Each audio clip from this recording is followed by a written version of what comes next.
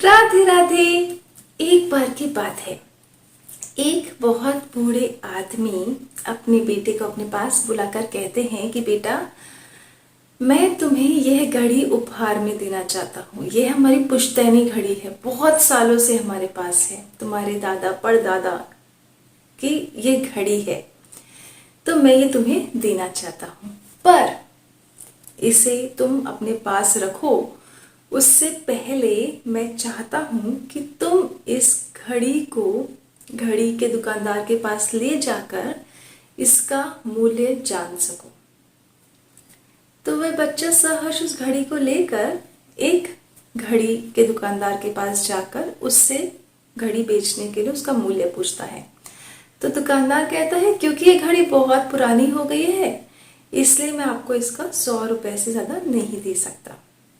बच्चा वापस पिता के पास आ जाता है और पिता कहते हैं कि बेटा, अब इस घड़ी को तुम एक जो एंटीक चीजें रखते हैं उनके पास ले जाओ और वहां पे इसकी कीमत जानो।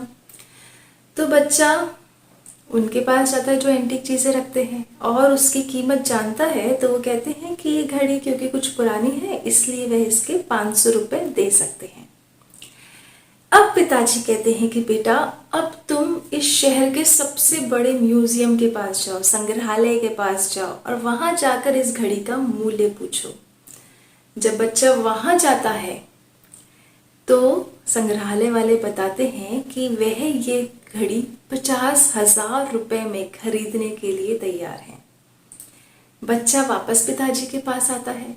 बड़े क्वेश्चंस होते हैं उसके दिमाग में कि एक ही जगह इस घड़ी का मूल्य 100, एक जगह 500 और एक जगह 50,000 रुपए मिल रहा है। पिताजी वह घड़ी वापस अपने पास लेते हैं और बच्चे से कहते हैं कि बेटा, इस घड़ी के साथ मैं तुम्हें एक बहुत बड़ा लेसन भी देना चाहता हूं। तुम किन लोगों के साथ रहते हो, कैसा काम करते हो, किन के सामने क्या बोलते हो, यह उन लोगों पे भी डिपेंड करता है। अगर 100 रुपए वाले टाइप के लोगों के पास अपनी बात रखोगे तो वह 100 रुपए वाली ही रहेगी, और अगर इतने बड़े समझदार म्यूजियम टाइप के लोगों के पास अपनी बात रखोगे तो वह बात 50,000 की हो जाएगी। इसलिए हमेशा बहुत सोच समझ के रहना और अच्छी संगति रखना, क्योंकि जीवन बर्बाद करना या आबाद करना तुम्हारे हाथ में है। अपने समय का सदुपयोग करना और हमेशा अच्छे काम करते रहना।